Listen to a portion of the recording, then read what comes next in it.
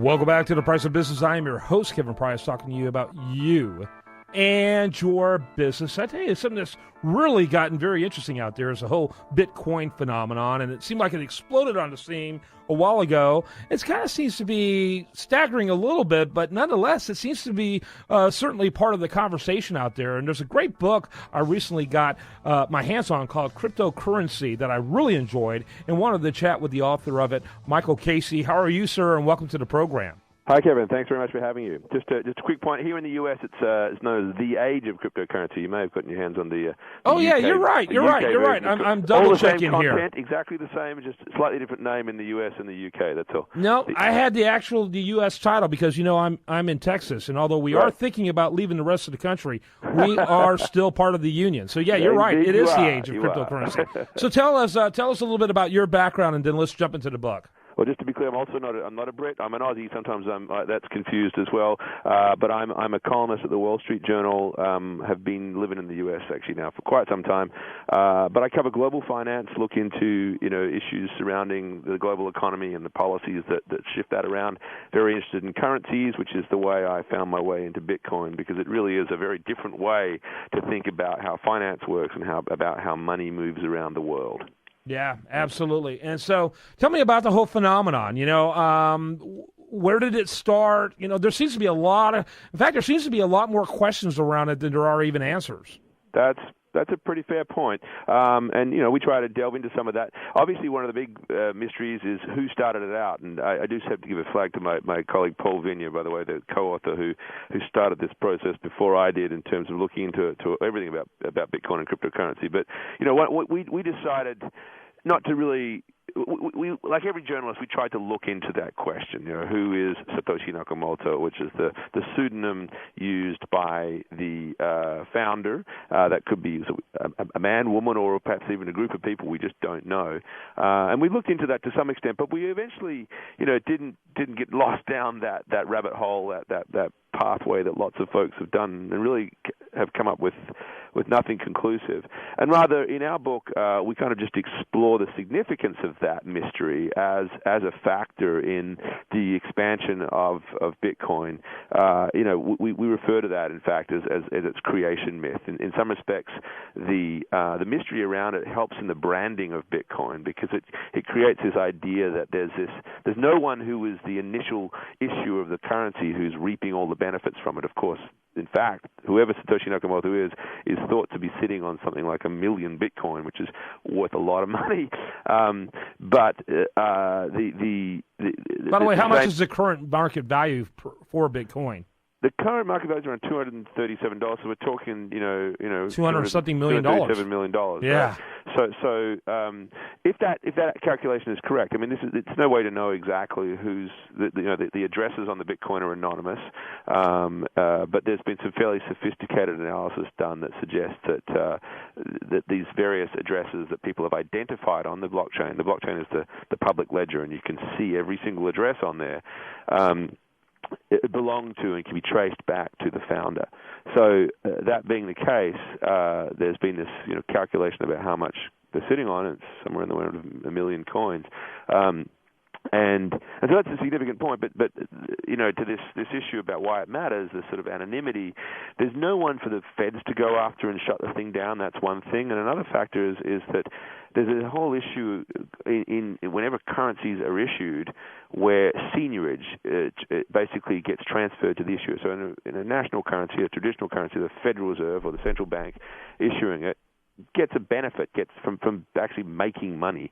And in this case, that process actually is deferred to the miners of Bitcoin, the computers that run the system. But there would have been some concern perhaps at the time about how somebody was pumping and dumping their own coin if you could identify that person. So the anonymity in some respects managed to defer a lot of that criticism and allow people to gain some level of confidence in it that may not have been the case if they could turn around and point their finger at the guy they thought was trying to con them. Hope that makes sense. But there's an interest that to us is actually just as interesting a point as the actual mystery itself. Yeah, very, very good.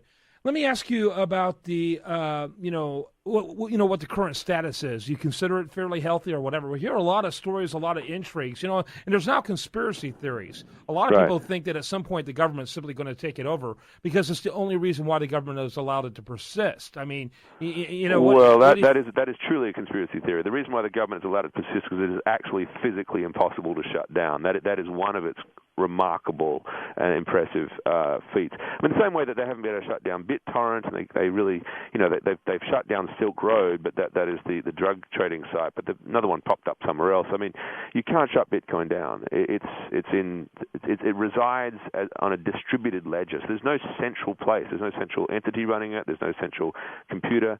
It resides on thousands of computers around the world. And to shut one down is not going to solve the problem. They're going to just be everywhere. So you can't shut it down. Basically, that's that. Why is the government letting it roll on other? I mean, because you could arrest various people who are involved in it, and so forth, and indeed they have arrested some. But there is a sense that people understand the value of it, and so that there is, and that it is an incredibly innovative idea. The key point being that you disintermediate finance. You don't need to have a bank in the middle or a money transmitter or some other entity that is helping to transfer value, and not just money, but all sorts of contracts can pass over this network. And that's very, very powerful because it means that you can free up money and free up value in a way that we've never been able to do so before. And at some point, some country is going to grab that and run with it, or some company is going to, and they already are.